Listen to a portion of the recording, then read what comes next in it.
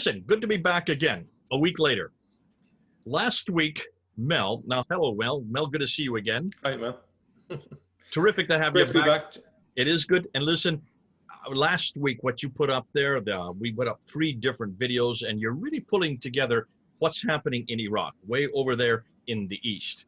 And last week you said, and we both said, that we wanted people to look at what we're saying. We wanted people to look at what you're researching, what you're coming up with, not just to take it on board and to assimilate it and to memorize it and then to use it, but actually to work with it and understand it and see if there is any way that people can come back with us on it. This is like a white paper that we put out. The government puts out white papers as a testing to see how people respond to new policies. We did the same thing, you might say, and that's what we're doing with these set of videos. And we did get response, didn't we, Mel? We did, yeah. There was, first of all, there was a great positive reaction to the overall thesis, which was good. And there was some pushback on certain areas, and there were some keen viewers who were pointing out where there was weaknesses in the thesis, where I didn't provide sufficient evidence. And that was really good because that forced me to go back and look for more evidence. And then there were a lot of viewers who offered suggestions for where I might be able to find more evidence. So it's been a really productive week since then. Found some great leads. You took them seriously. You went back, you tried to find out. Some of them were giving you added material that you had not thought of before. Others were saying, here's a problem.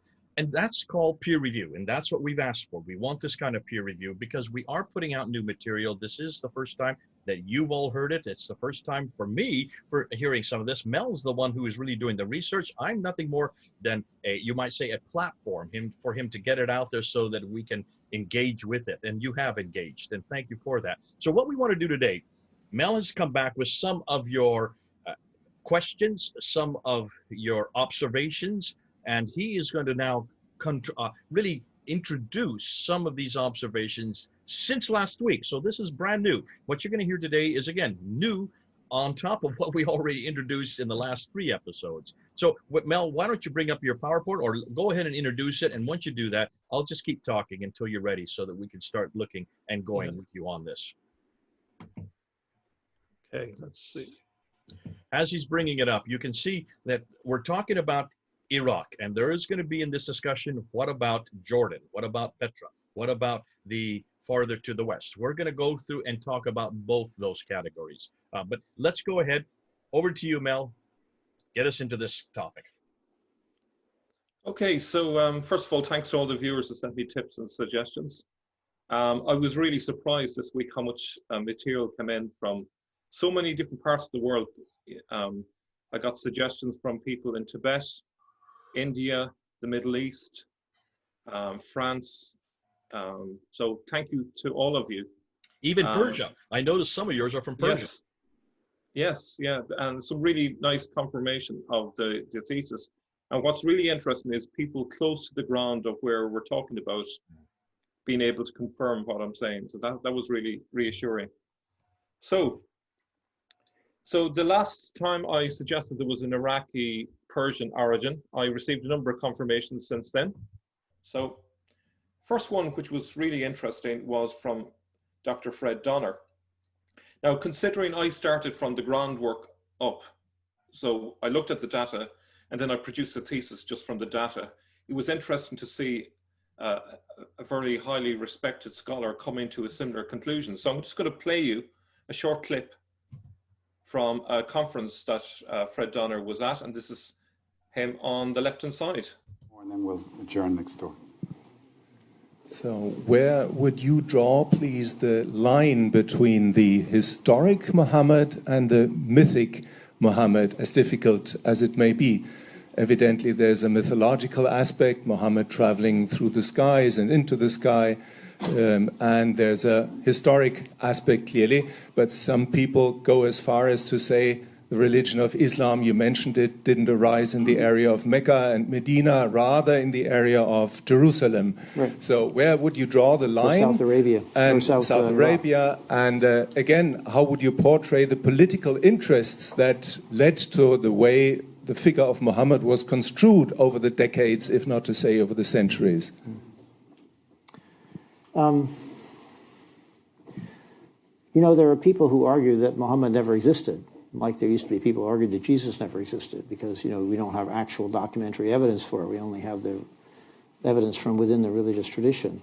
But the people who argue that, I think, are rather willful in overlooking a couple of pieces of evidence, not documentary exactly, but there is, for example, a scrap of Syriac text that dates from something like 634, which is only a couple of years after the prophet died, that talks about, in Syriac, the Tayyaye de Mehmet. It talks about the nomads of someone named, looks like Muhammad, right? So this is like almost immediately after he dies, there is a non-Muslim, shall we say, not from the believers community, a reference to an event involving a raid by these people, and they're associated with the name of a person named Mehmet. So I think we have to accept that, yeah, the prophet was there.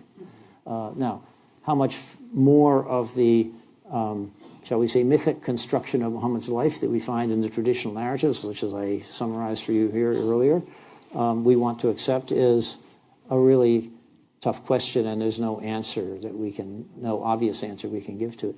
My own sense, though, is that when, let's put it this way, when the day of judgment comes and all truths are revealed, including historic truths, if we get to that point, we will find, I think, that the traditional Muslim narrative is not completely off base, that maybe 80 or 90% of it is pretty much sort of what happened, but that there are certain points at which it has given a totally different spin to aspects of that development.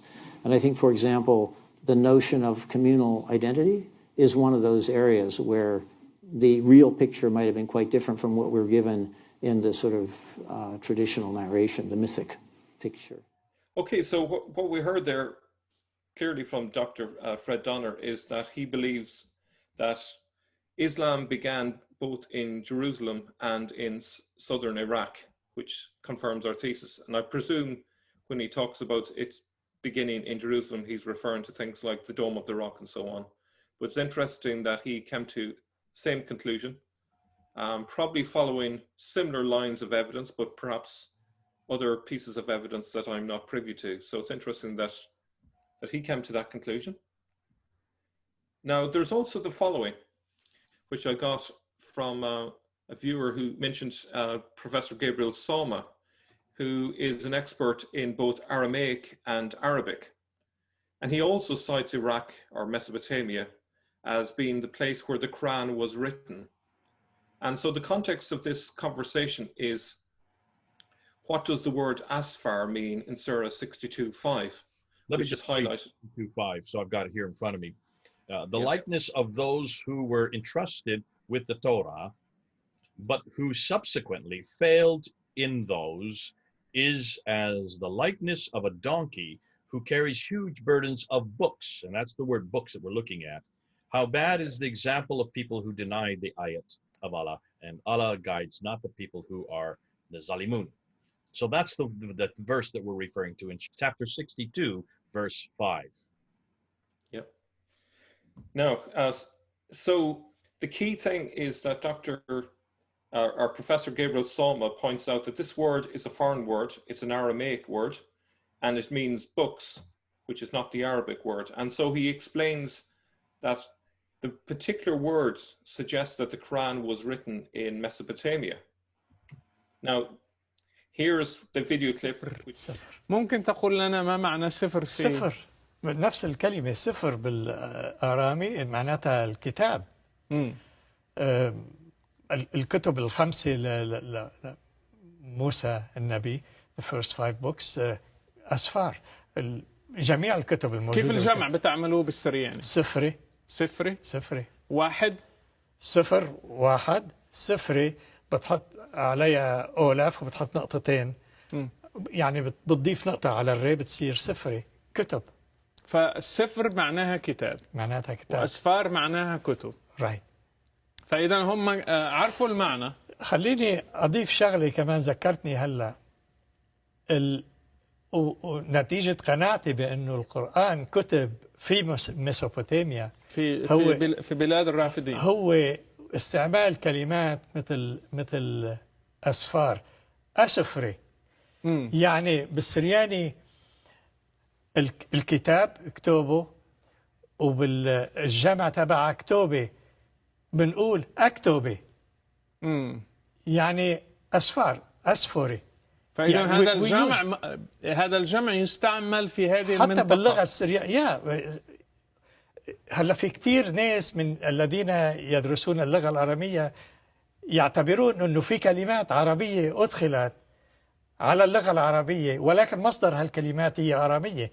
مثلا التعريف ما بحياتها كانت عربية. إذا بتقرأ العهد القديم بتلاقي التعريف مكتوبة بالعهد القديم 2000 سنة قبل مجيء الإسلام. So essentially, and the key part that Professor Solmas says is, I would like to add something now. You remind me of something, and because of my conviction that the Quran was written in Mesopotamia. So there you have it. He believes that based on the vocabulary found in the Quran, it's not only that the fact that they are using Aramaic, but he's pointing out that the particular Aramaic that's been used is typical of Mesopotamia. And it's connected with the way that the words are pluralized in that language, which is a form of grammar that was inherited in the Quran and used in Arabic. So in other words, the Quran has borrowed a grammatical style in its use of Arabic. So it's a key connection. Now, I'm not a linguist, and obviously this would be an area for further research, but it would have to be done by a linguist. But I'm pointing out that there is additional evidence beyond what I've stated before, which would suggest an Iraqi connection to the beginnings of Islam. Okay. So both what Rashid has come up with and what Donor has come with are both pointing to the fact that this is for the southern Iraq, the Mesopotamian area, and these are nothing more than keys that are pointing to that direction. Absolutely, yeah. Now, I also got the following interesting message from one of our viewers, and it was to do with the idea of the Tashi, which was mentioned in a Chinese report from the 8th century. Now, he points out the following, that in his local languages, the Y sound is often translated into a Z sound, which could easily be taken as an S or SH sound. So I'm just going to read from him. He says, the suggestion that Chinese term for Arab, Tashi, may be related to Taiyaye makes sense to me. In our town, people dominantly speak two languages that are closely related. Except for a few cases, in most of the words wherever Y sounds occur in one language, in the other one, its corresponding words have Z sound. Example, the word for mad is yiyar in one language, and in the other it is zuzar. Likewise, there are many words like that. Interestingly, even in case of borrowed words, we see the pattern. For example, the word for betel nut is koye in one language, which is the right sound of the loan word, whereas in the other language, it turns to kozu. The languages spoken in our town belongs to Sino-Tibetan family and therefore has some bearing on the sound change pattern even in Chinese. This pattern of sound change from Y to Z is very regular, after which changing from Z to S or SH sound is very easy to make. In fact, I once thought of some words that interchange Y to S sound within the two languages spoken in our town, but I cannot remember those words now. But such cases exist. All I wanted to say is your inference of a relationship between Taiyaye and Tashi makes sense. Thank you so much to Mel and Jay. Overall, a very informative discussion. So that was quite an interesting lead, which confirms my hunch that perhaps the word Tashi in the Chinese chronicle is in relation to Taiyaye.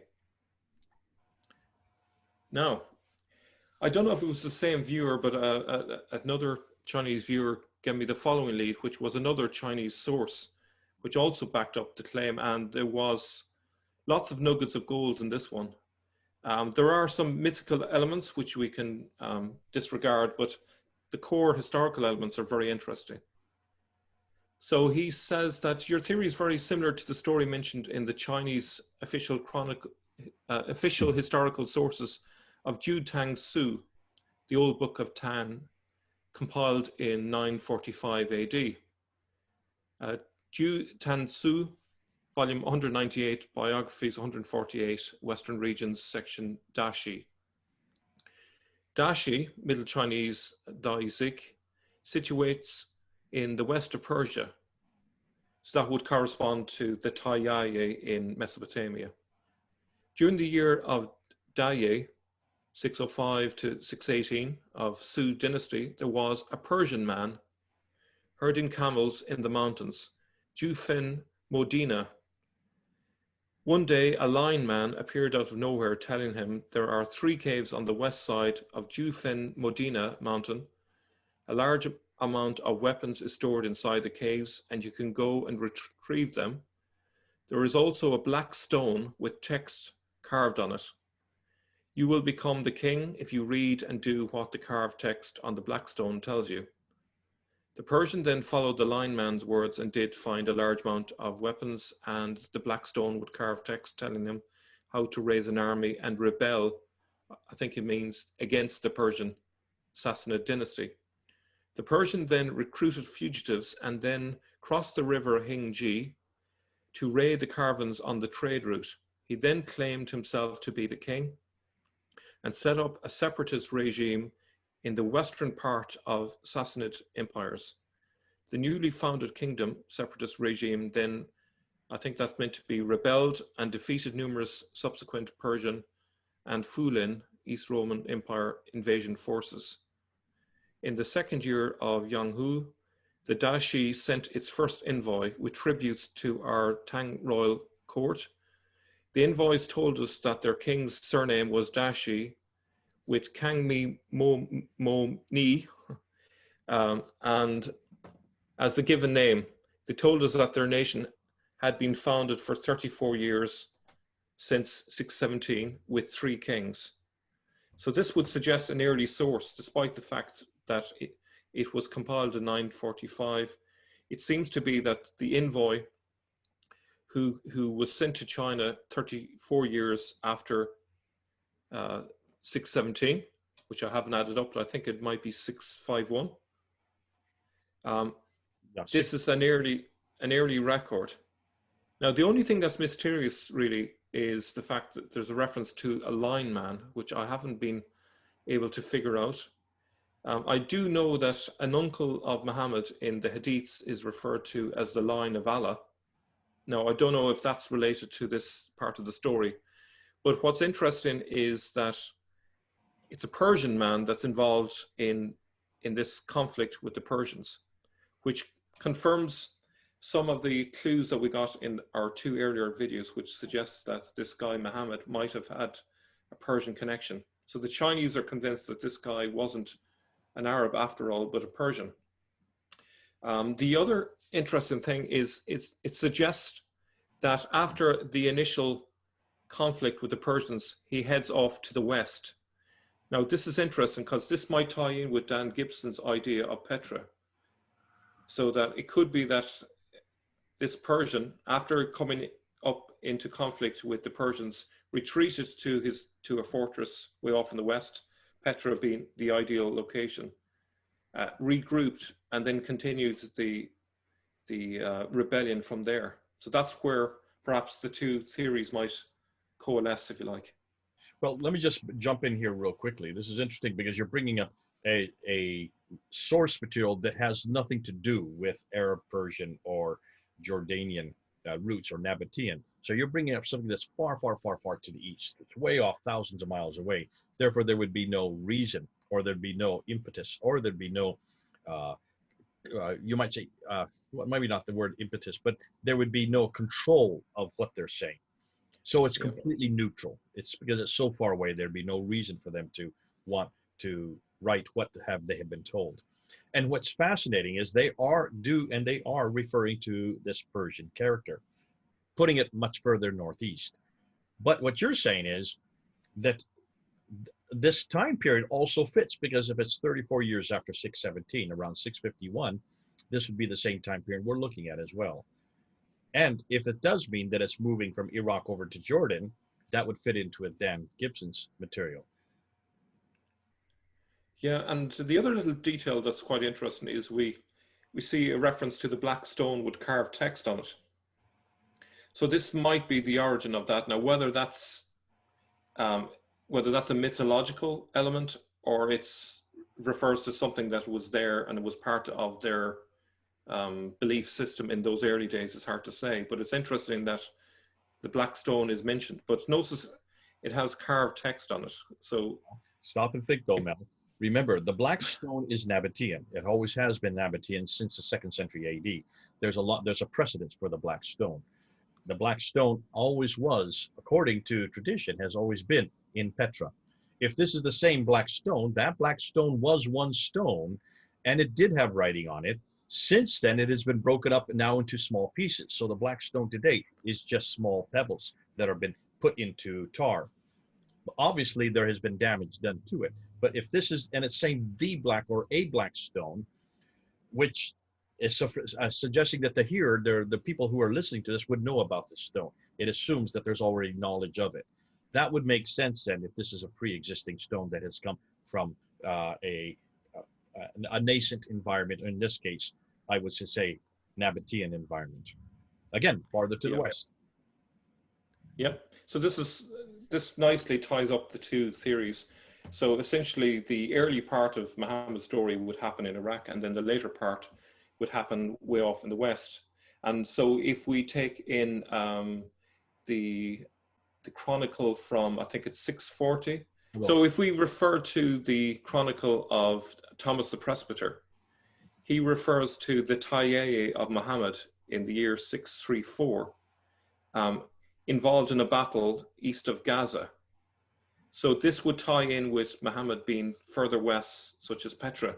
So Gaza would be a natural point for him to do an excursion from Petra. Yeah.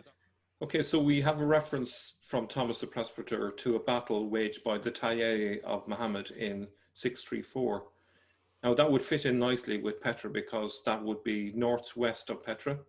And we can imagine that if Muhammad had gathered his troops around the Petra area, the natural place that he would lead to would be up to the northwest and continue along the coast and into various parts of Palestine and on from there.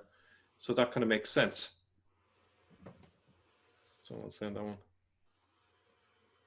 Okay, so now another point that I would like to refer to here is in the Chinese Chronicle refers to Ju Fen Modina. And that first part, Ju Fen, raised a few eyebrows for me. I was wondering what word are they referring to? Because obviously they've translated how it sounds to a Chinese ear. Now the Modina part is kind of obvious, that would be Medina.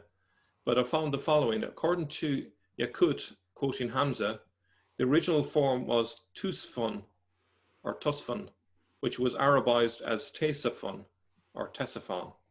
So I think Yufen is probably an attempt at rendering Tusfun into Chinese now. Perhaps our Chinese viewers will come back to us and confirm or deny that this might be the case. But and it could be very simple. So essentially, the city of Tasfan or the city of Stesafan, because Medina would mean the word for city. Yeah. So it's just saying the city of Stesafan. Exactly. Yeah. So that would suggest that we have the original Medina where Muhammad starts off, which is Ctesiphon, and then he's heading west to Petra. So we have both theories signified by this Chinese source. So that was an excellent source and quite a useful guide to our researches. Now, there's also the following. In the following Chinese source, there is indicated a change in the Islamic narrative, which was noted by the Chinese at the time. The Dachi continues sending diplomatic envoys and paying tributes to Tang China 3 more times after 651 AD. They are between the years of Chang'an, in the 2nd year of Jin Yun, and during the years of Kai Yun, which the last one being 613 to 741. The Tang royal court officials noticed that the diplomatic envoys of Dashi wouldn't kneel down in front of the emperor and kept insisting they only kneel in front of the god they worshipped. They finally succumbed and kneeled in front of the emperors because of the threat of expulsion out of Tang royal court by the royal officials. And here is the bit that's interesting. However, the Tang government noticed a change of regime within Dashi, or a revolt taking place, while receiving Dashi envoys during the years of Zide, which is 756 AD to 758. The reason is that the envoys told the Tang royal court officials a nearly completely different version of stories about the founding of Dashi. This time the name Muhammad appears and the storyline is very similar to the Islamic traditions. The Tang Chinese officials were very confused and thus recorded both versions of stories in the Ju Tang Shu. So what we have here is that the key period 756, 758, we see the first appearance of the new version of events.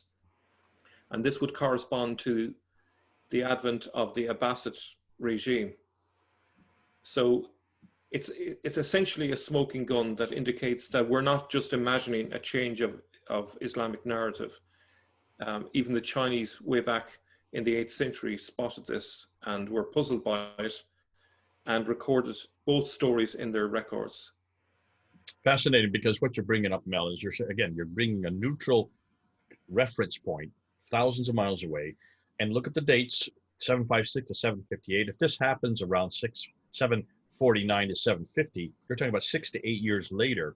They then see the repercussions of this there as far away as China, which would be about the time period it would take them to actually start sending envoys and start actually making an impact on they would see the impact from their perspective, seeing the way that they the new officials treat them versus the ones that were prior to them.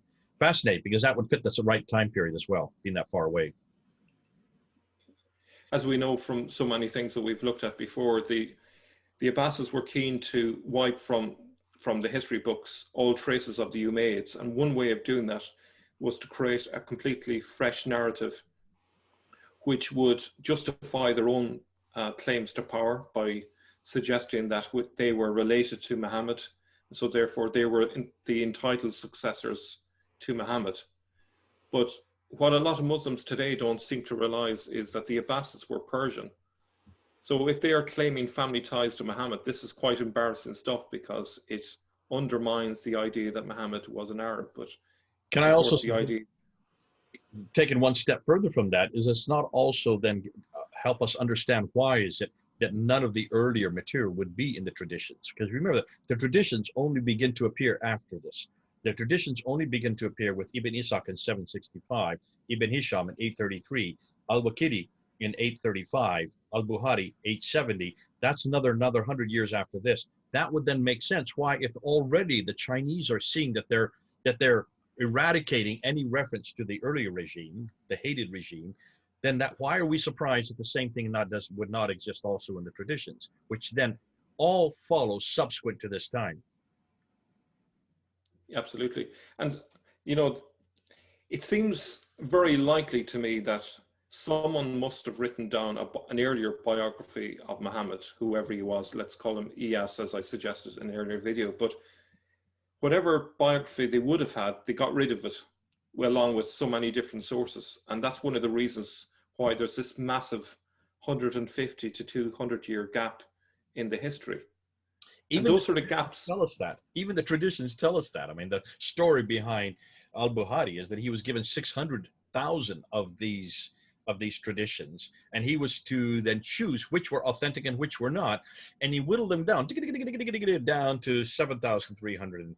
So I think it's 97, something like that. So just say 7,400. Now, in other words, he only retains 2%. The other 80% he throws out.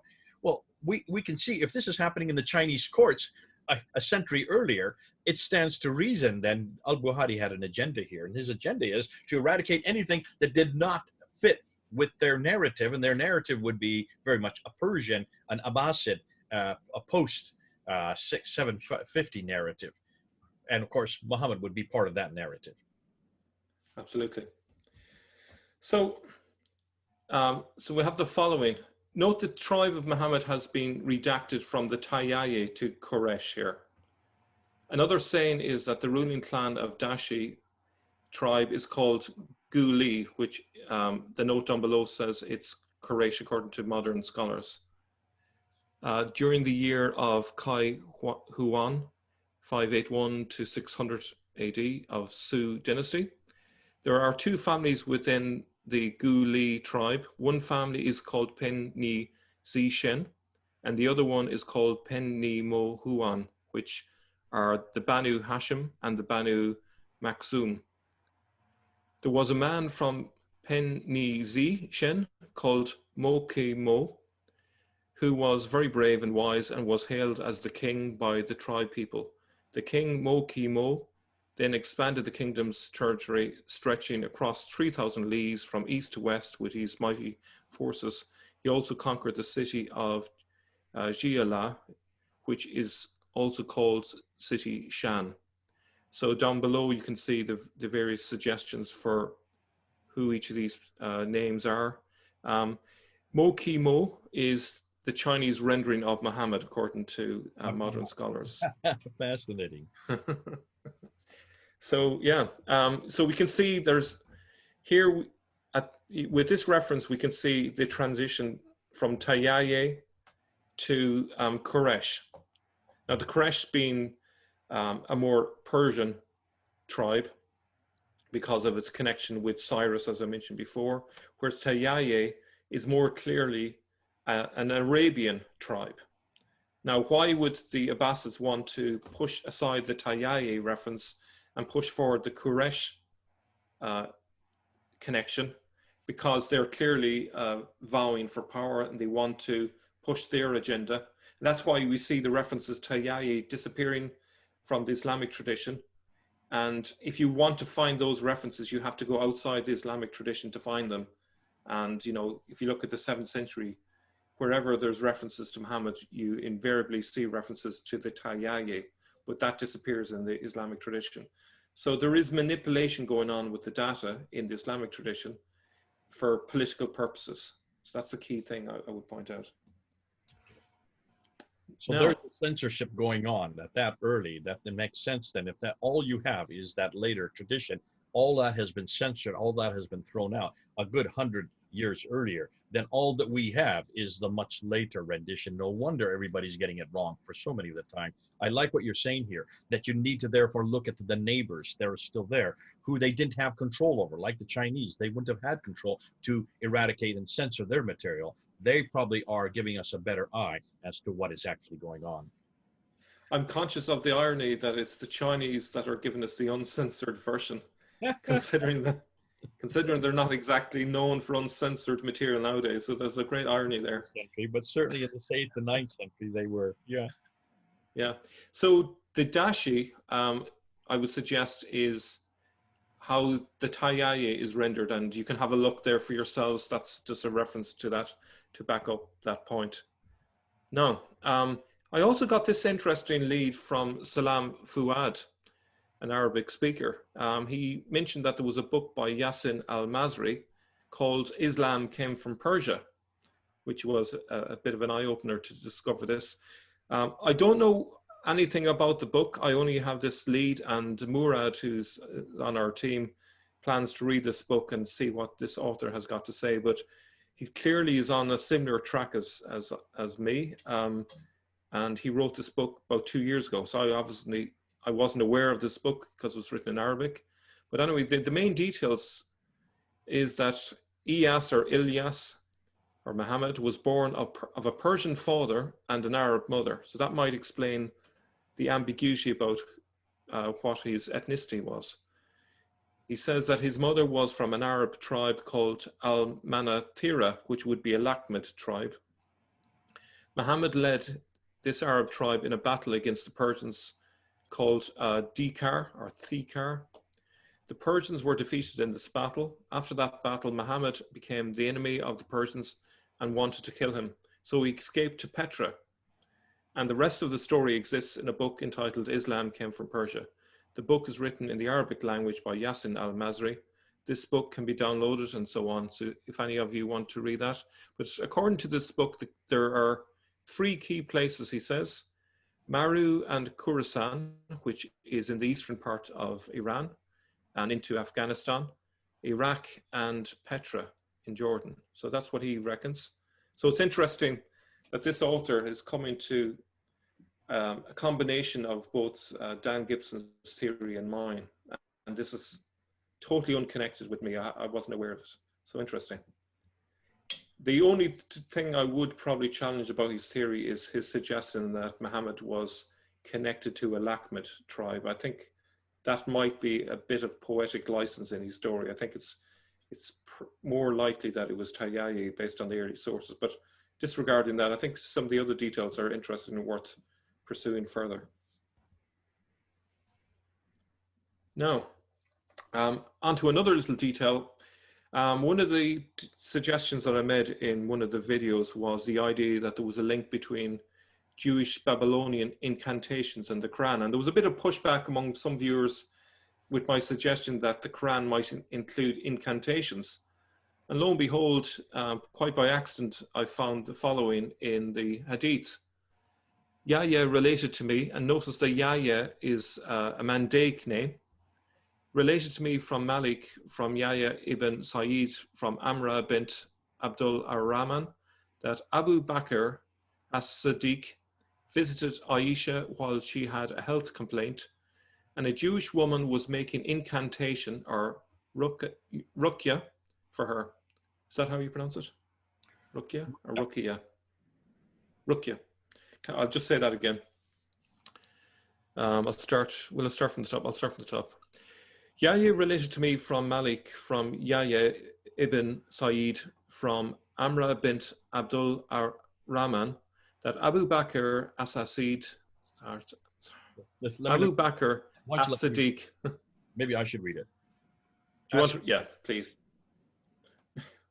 Yahya related to me from Malik, from Yahya ibn Sa'id, from Amra bint Abd al-Rahman, that Abu Bakr as-Siddiq visited Aisha while she had a health complaint, and a Jewish woman was making incantation, ruqya, for her. Abu Bakr said, do it, the incantation, with the book of Allah. So that's interesting. So there you have a confirmation that the Quran was used for incantations. So they use them for a Babylonian style spell, which was a very common tradition that goes way back thousands of years. And you find that in southeastern Iraq. So it's an interesting corroboration to the idea that these stories emerged from southern Iraq. Okay. Now, in relation to the Quraysh Iraq link, I got some interesting leads. The first one comes from a Jewish contact. He gave me this tantalizing lead, which we will try to follow up with a written record. He says that the Bani Quraysh refers to Persian nobles who claim descent from the Achaemenids. In reality, only one branch of the Achaemenids could be called Bani Quraysh. I don't think I've ever heard it spoken outside of our community's religious context, where I have heard it used as a friendly way of referring to Kurds, because Kurds and Israelis get along very well and have a lot of solidarity. The problem is that so many religious books from our community were burned by people like the Nazis, etc.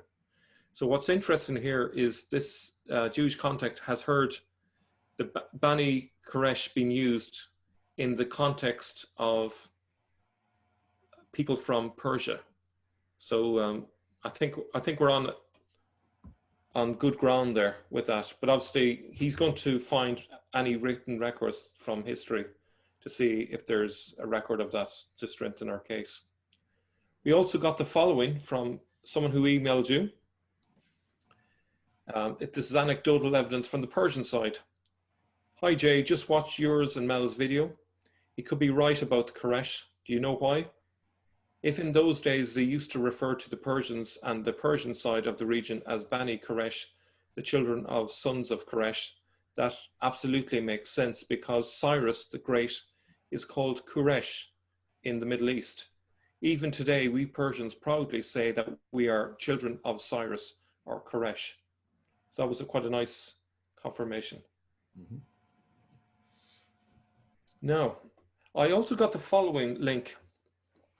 And this one is sort of a dead end, but I thought it's a curious one, and I thought I would include it just for the sake of completion, and maybe others might disagree with my idea that it's a sort of a dead end. It's not conclusive. But in any case, in 1914, Alphonse Mingana, together with Agnes Smith Lewis, co-wrote a book about some early Quran manuscripts. Can we stop there just a minute? Yeah. I'm just wondering, go back to the previous slide. Yeah. Both of these two slides that you just put together, not many people will know, because they will not be aware of why we're zeroing in on the Quraysh. Let me just jump in real quickly and explain that. Yeah. Let me do that real quickly.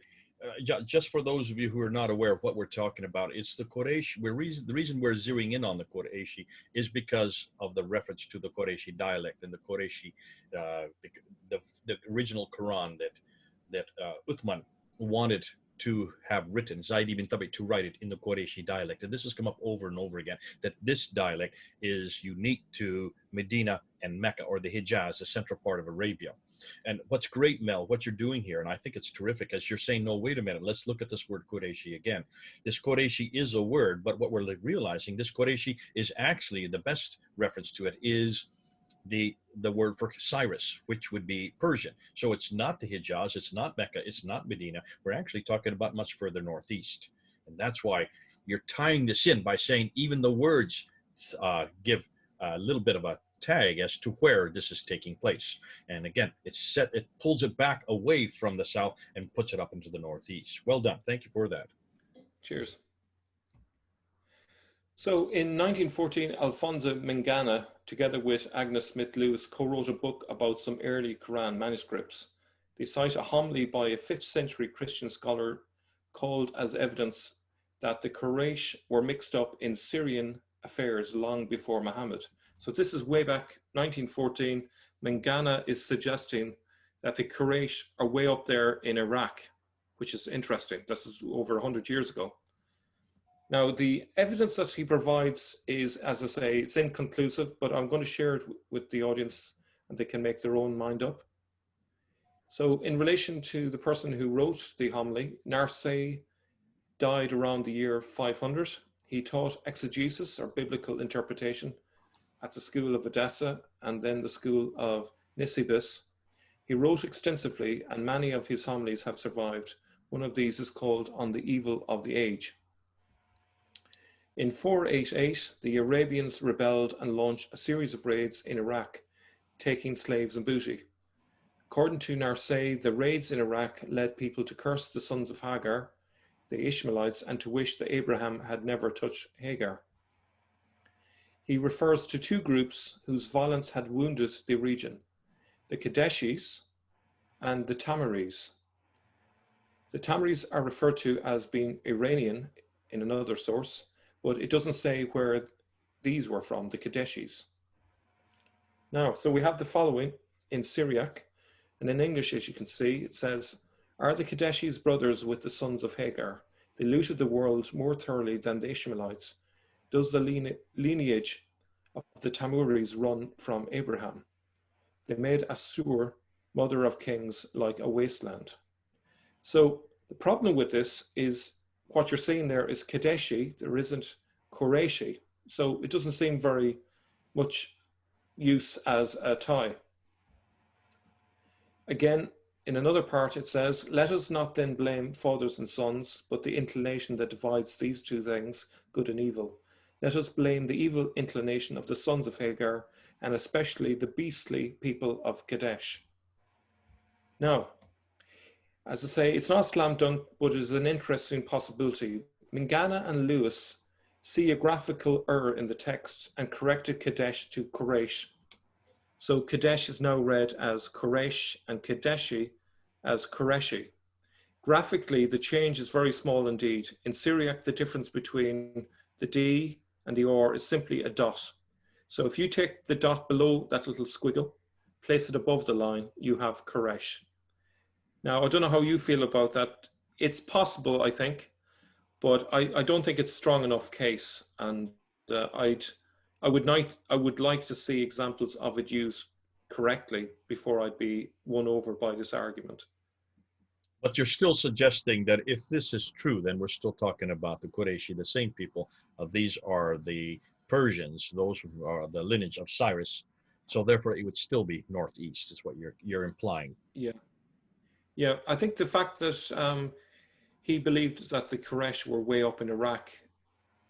If you think about how far scholarship has gone in the past 100 years, that he was even making that suggestion, it seems it would have seemed preposterous, considering that 100 years ago, most people considered the Islamic tradition was basically correct, that everything happened in the Hijaz. So for someone to make that leap to it being up in Iraq is quite incredible.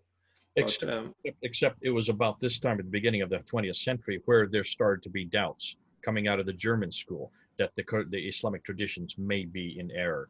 And not that they may be in error as to what they're saying, they may be in error as to because they're written so late. And so you can see why this would make sense if the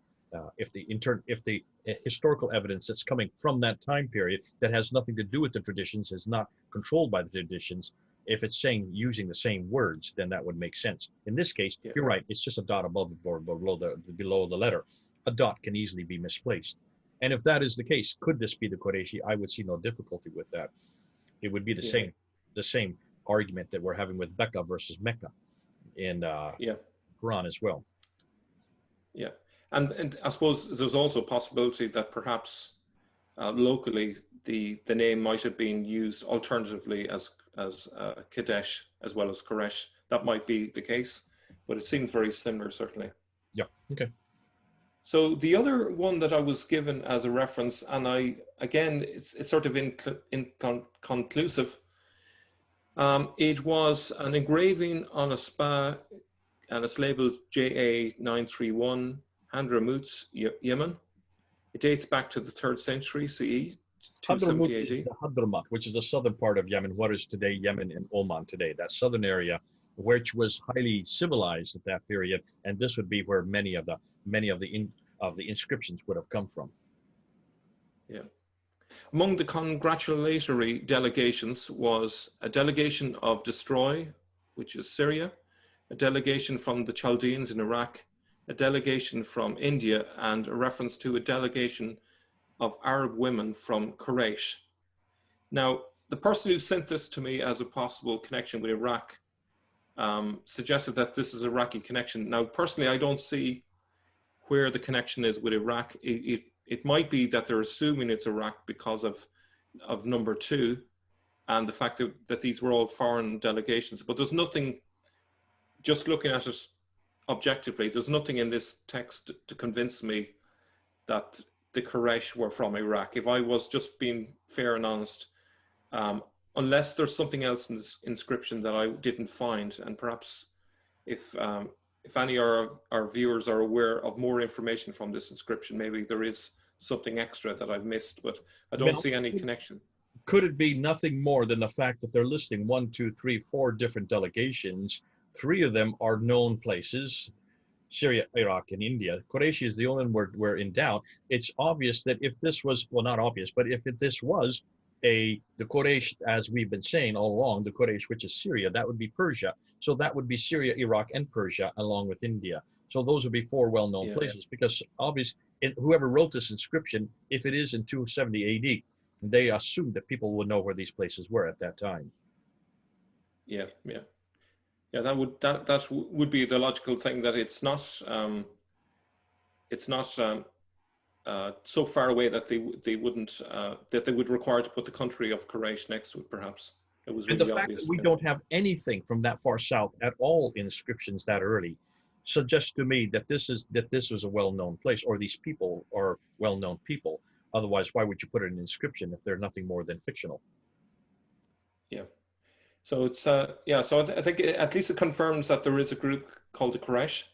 It wasn't an inscription I was aware of until this week, so that's quite interesting. And if we draw in all the other evidence, perhaps that this group was actually a Persian group, as some people have suggested.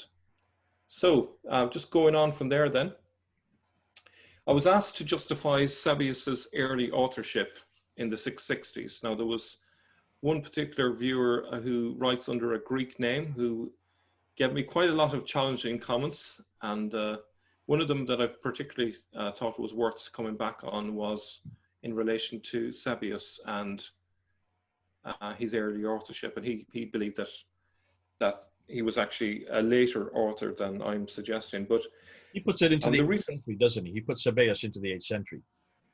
yeah. So I kind of follow Robert Hoyland's lead on this, because Robert Hoyland is the expert on the early sources. He was the person who gathered all of these sources together in one book. And he was the person that actually championed the criteria that most scholars use nowadays in terms of querying the sources, checking for things like bias, checking for dates, authorship, and so on. So he was the expert that set down the criteria, and you find that in his book, Seeing Islam as Others See It. So here's some quotations from him. Well, starting with a non-quotation, I should maybe. Robert Hoyland considers the authorship of Sebius in question, i.e. it is anonymous, but on dating and reliability, he's much more positive. So one quote from him is that there are indications that Sebius lived through many of the events that he relates. He maintains that the account of the Arab conquest derives from fugitives who had been witnesses thereof, and speaking of happenings in 652, declares that the Armenian faith has prevailed until now. Now, considering his history ends in the year 661, that would indicate that he's writing around that time frame. He also says that as for Sebius's trustworthiness as a chronicler, one should note his occasional use of documentary material. This consists of an exchange of letters between the Armenian Patriarch Zumatas, 615 to 628, and the Deputy Patriarch of Jerusalem, Modestus, 614 to 631, and extracts from a declaration of faith composed in 648. So, in other words, Sebius, relatively speaking, is a good historian. He's using evidence, particularly documentary evidence. He's using eyewitnesses, which would lead us to have confidence that he was an early writer and also that he was a reliable writer. He goes on to say, our confidence in Sebius is further increased by his apparent access to certain privileged information. An example is the Persian sack of Jerusalem in 614, for which he is the only writer to explain why the Persians, who seem to have inflicted little or no damage on towns and cities in Syria and Palestine, ravaged Jerusalem, namely that initially a truce had been arranged, but a few months later some youths of the city killed the Persian governors stationed there, and a riot broke out between Jews and Christians, which necessitated Persian intervention. So essentially Robert Hoyland would say that based on evidence like this, we could consider him to be a reliable author on these events. Now, he also includes some less positive elements about Sebius. Sebius is not, however, immune from error. In particular, he conflates the two Persian assaults of 615 and 626 into a single incident, which results in his leapfrogging or misplacing the events of 616 to 625. But he says, despite these and a few other shortcomings, the novel and often accurate information in Sebius means that he must be taken seriously. So on that basis, I think Sebius is a really good source to use. He's an early source. In some cases, he's unreliable, but in the majority of cases, he seems to be using eyewitnesses and documentary evidence. So I think as long as we use him in addition to other sources, I think we're on fairly safe ground. If viewers have any suggestions for what lineman might refer to, would love to hear from you, particularly our Chinese viewers, and I pass it back to you, Jay. Thank you. Well, yes, Mel, this is great, and I love what you're doing here because you're actually taking people seriously, and you're saying, listen, I'm putting this out there. These are suppositions. I'm willing to be tested. I'm willing to be critiqued. I'm willing to even to respond to those criticisms, and you've done that just here, and this has been excellent. As you walk through, and you've not only referred to the questions that people are bringing up, you're also referring to the suggestions and showing how the suggestions actually support and give more meat to what you're finding out. So let me just go through a quick review of what I come up with. I've been taking notes as you've been talking. I love the fact that you started with Fred Donor. Dr. Fred Donor is a heavyweight in Middle Eastern history. He's a good one to begin with, and it's great that you have him up there suggesting that much of this that we find in Islam is from the southern Iraq, further east and further north. He doesn't give support as to why he's come from that conclusion, but you're going to go through and say, now, probably because of what we have been finding. You zero in on, and as support for this, you started with Surah 62, verse 5, and the word asfar, which is an Aramaic word for the word kitab, which is the Arabic word equivalent. What is that doing in the Quran? Unless, of course, that verse was derived from the Aramaic antecedents. That would suggest then the Quran is also from much further north, because I think you said in the last one we did a week ago, you said that 70% of all the foreign words in the Quran are Aramaic. With such an overwhelming number of the foreign words Aramaic, that would already place it much further north and much further east, the Quran itself. I love the fact that you keep coming back to Daiya. And you go to the Chinese, and this is great because by using the Chinese, Mel, what you're doing is you're stepping outside of the tradition, you're stepping outside of that environment, you're stepping outside of that period and saying, listen, much of the material that's from that period has been destroyed. We know that. We know it's been destroyed because all the material that we do get from the 9th and 10th century is so late, they destroyed everything that goes before that, and you do bring that up about halfway through your talk. If that is the case, then we would not find material from that part of the world that early that would give us the real picture. So let's go outside and let's go to people who had contact with them. Let's go as far as China, thousands of miles away. There's no way that the Arabs or anybody else could have any control over them. And let's see what they say, because they've had contact with these people, these Daiya, and they use the word Tashi. Daiya, Tashi, that's their, and when you ever do that, and any of us who do foreign languages, you hear it and you write it as you hear it in your own alphabet, using your own your own alphabet, your own way of writing.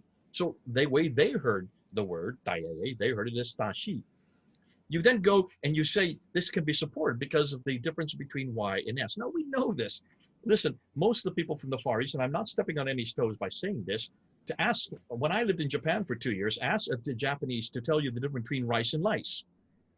In fact, most Japanese who listen to me right now don't think there's any difference, but you can see there's a difference between rice and lice, and you better make sure you get the right difference, otherwise you're going to be eating lice for lunch. See, that's the difficulty. When you go into foreign languages, you mispronounce it. So a Y could easily be an S, could also be a SH from their hearing point, not from the way we say it, because we hear it pretty well, we think. But then there are things that they say, listen, I have a daughter-in-law who's Chinese, and when I listen to her speak Mandarin, she has 9 different tones. I don't pick up any of them. Look, to me, she's just singing, but she picks up every one of them. So you are acutely aware of your own language pronunciation and also tonation in the same way that they would be hearing these Arab words or these Aramaic words, they would write it differently. And that's exactly what you brought up by giving the example. That's why do not be surprised if it's written sometimes Y, sometimes even D, and sometimes even S or SH. And that's what you find out. And when you get to, I love what you did with Jiu Tang Chu in 945, this is the 10th century. He writes the word Jufen Modina. Jufen, well, that could be teaspoon. Jufen could be teaspoon. What is again, listening to it, what are they talking about? Well, it's Ctesiphon. That's the way they hear the word Ctesiphon. Ctesiphon is what is today Baghdad. That's exactly what we're talking about. And Modena could very well be Medina, which is the city of Ctesiphon. Fascinating, because I remember when I was in Japan, the first time I went to McDonald's, and I said, where can I find a McDonald's? They said, what? I said, McDonald's. Oh, Makodonalido. In Japan, McDonald's is Makodonalido. And there's even a song to it, Makodonalido. That's how they say McDonald's. But they hear Ctesiphon is Jufen or teaspoon. And Modena would be Medina. So then suddenly we realize they're talking about, again, where's Ctesiphon? That is in Iraq. That's where Baghdad. Well, actually, just across the river in Persia, actually, just inside the Persian border. Absolutely. Thanks.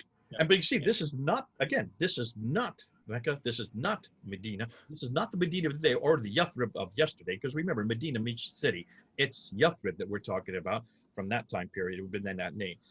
Then fascinating, you then go into this this reference about 756 to 758, where these Chinese are getting these delegates that are coming from again the Persian delegates. They're very clear that they're Persian, but that something happens between 756 to 758. That's the 8th century, mid 8th century, and they have a completely different change of regime, and they start sublimating. They don't want us to know that anything that's happened from the previous regime, which is quite political. That happens all the time. You can pretty much be sure that even happens today. When a new government comes to power, they want everything eradicated from the previous government, or you don't even mention it. So this is the situation that's happening in the 8th century. And it looks like what you're saying, Mel, is this could be the change between the Umayyads and the Abbasids. The Abbasids, again, who have their headquarters in Baghdad, they don't want anything about the Umayyads. They eradicated. So the dignitaries are coming 5 to 6 years later. They're getting to China, and they're seeing this. The Chinese are seeing this, that there's something wrong, that they are now changing. They don't want to talk about the previous revolution. They're even acting differently. And they point this out, and they write it out. Here's another zeroing in on another aspect of what we now know is the changing between the Umayyads and the Abbasids happening in around 749, 750, though it's getting to the Chinese courts about 756, 758. I love that. I would say that, you know, what it points out is the Abbasids were masters of propaganda, and they knew the power of a narrative, and that if you control the narrative, you control the politics on the ground. And that's, I think that's the key indicator there. Okay. And then you talk about the Dashi, the ruling Dashi tribe, who are known as the Gulli, which could be very much the Qureshi. And then you talk about this Dashi. You then go into this incantation. I won't get too much into the incantation because people said this doesn't exist, and then you found it there in the Quran. But I love. Let's get back to this Qureshi. I love the fact that you're zeroing in on this, because the Qureshi is very clear from all your traditional sources. The Qureshi are the Hijazi people. Remember all the confrontation that during the time of Uthman, when Hudayfa comes down from the north, from Syria and Iraq, and he says, we don't like this dialect up here. We must write it in the Qureshi dialect. And so for what goes in our minds is the Qureshi is Muhammad's dialect. It's the dialect of Medina and Mecca. It's the dialect of the Hijaz. It's the dialect of Uthman. It's the dialect of Zayd ibn Thabit. That's the dialect. That's the Meccan dialect. That is that central part of Arabia dialect. That's what we've been told. And everybody thinks that. And then you're saying, hold on a minute, that word is there. But the Qureshi could actually be Cyrus. It could actually be Persian. This could actually be the Persian people, the Persian dialect, the Persian area. And where are the Persian people? Where is the Persian dialect? Well, look at it right up again. It's straight up where we've been telling you. It's right up there in the area of Iraq. And then you give a number of different references, people who have written it about this. They're saying that the Qureshi are the people of Cyrus. You give the Iraqi link again. A friend of mine who wrote in and said the same thing. And then you go to Alphonse Mingana, well-known name, again, a big name, like Fred Donner. Mingana is the one that got the collection for Birmingham University. And we're referring to Nasai, who's writing in 580, so much, much earlier. And he's talking about the Qadeshi. And you're saying the Qadeshi could be Qureshi, could be referring to that as early as that time. Am I getting you right on this? That you're talking about the 6th century, 5th to 6th century, they could have been talking about the Qadeshi there. And you could easily misinterpret D with R just by putting a dot above and below the letter. Yeah.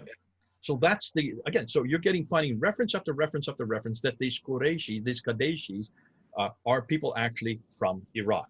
And that is not at all, Qurayshi has nothing to do with Mecca, has nothing to do with Yathrib, has nothing to do with Uthman, much, much further north.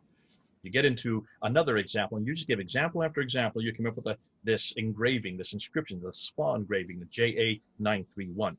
Written in 270. So now we're back into the 3rd century. As early as the 3rd century, you have 4 different people from Syria, Iraq, India, and these women from Quraysh. There it is, very clear. These are the Quraysh. Who are these people? Well, if you already have India, Iraq, and Syria, that's much further north. These women are part of that whole group. Then you can see that that would also possibly, you're not saying categorically, but possibly that could be from the Iraqi environment. And then I love the fact that you don't want to leave one stone unturned. And you can see there's this one guy who's been really getting on your case about Sabaeus. And it's nice that you did take him on, and also that you did answer his response. I don't know, to be fair, Mel, I don't know of any historian that does not trust Sabaeus, that Sabaeus lived in around 660. I don't know of any, I've never come across anybody that would say that Sabaeus is from, certainly not from the 8th century. And I don't know why this fellow keeps on harping on about this. I think it was good that you did go to, what's his name, Hoyland, and you let Hoyland support you. And I think that's good that you use experts in the field. I don't think anybody has done as good a job as Hoyland at looking at Islam from that time period, from the 7th and 8th century, and has, remember this, Dr. Robert Hoyland's region writes 18 languages. The fellow who's taking on, I'd like to know how many languages he's reading. I'd like to know if he is at the same caliber as Dr. Robert Hoyland. And it's good that you're using Hoyland, you're using Mingana, you're using Donner, you're using the big names, the heavyweights of the Middle Eastern community. And you're saying what Hoyland is saying is very clearly that Sabaeus is from the mid 7th century, but more than that, he can be trusted for a number of reasons. One is that he is current, that he talks about dates that things that are happening at that time, and he gets it correct. Mostly. You only give one example where he got it wrong, but I would even say that's not a great example that you gave between 615 and 625, because that's nothing more than telescoping two things together. That's called telescoping, or as you say, conflate. I would not say it's conflate. It's called telescoping. We do that all the time when we want to talk about many different battles. There's one battle, and he just gives out the date. And simplifying the story, yeah. It's not. He's not interested in the minutiae. He's interested in the whole big chapters of history, and that's we're all guilty of that. But most people just pass that off as nothing more than that. But you also say that he uses documentary material, and he talks about letters. These are real letters that are written between 614 to 631. And he also has access to privileged information that nobody could have had they been living later. Certainly not from the 8th century. They would have not known that specifically about why is it that while they were benign to other areas, why did they attack Jerusalem so specifically? And that's because of the young lads who were up there who were attacking the Persians. The Persians had to do a response. But no one else talks about that except Sabaeus. So I think you've got the right man at the right place doing the right thing at the right time. And thanks for doing that, because that helps the rest of us then to appreciate Sabaeus a little bit better and to realize this man is speaking in the right time period. He is at the right place. He is speaking about things that he knows about. He is referring to people that he's actually writing back and forth to. So that would make him and give him a lot more authority than say somebody 21st century says, no, I'd like to keep it in the 8th century. I think the convention that he is Sabaeus is not significant.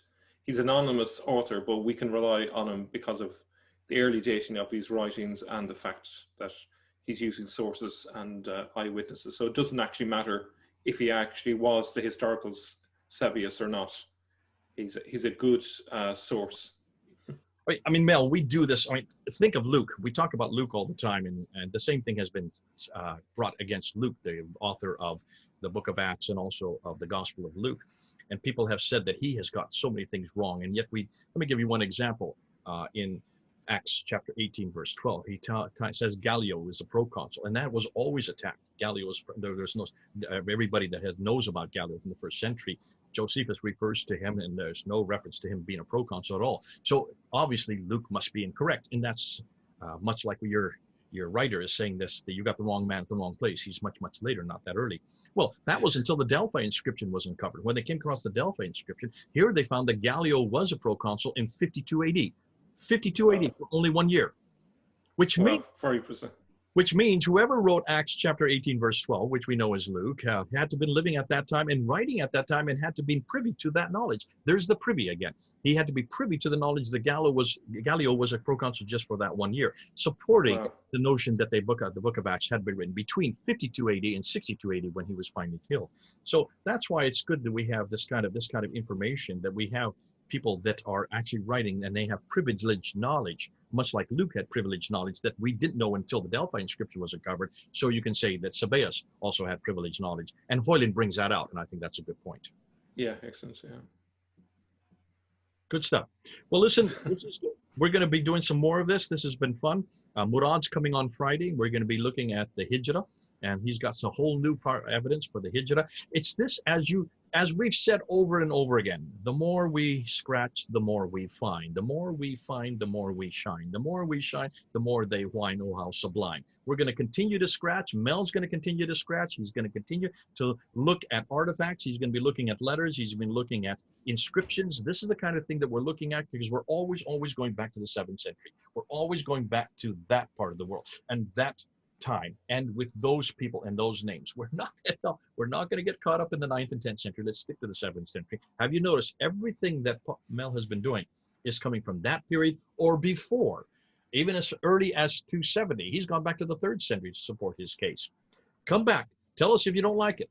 Tell us, but be sure that when you tell us what you don't like, that you support what you're saying, like Mel has been doing. He's been supporting everything he's saying. God bless you, Mel. I'm really glad what you're doing. You're doing us a great favor, and you're actually doing what every historian should do, and that is you're keeping your discussion within the time period of the people who we're talking about. It's been great doing that with you, Mel. I don't know if you want to say one last thing before we go, but go ahead. It's been a pleasure to share that information with you and to respond to the viewers, and look forward to reading everyone's comments afterwards. Okay. Thanks for having me on. This is Mel in Europe. This is Jay here in America. Over and out.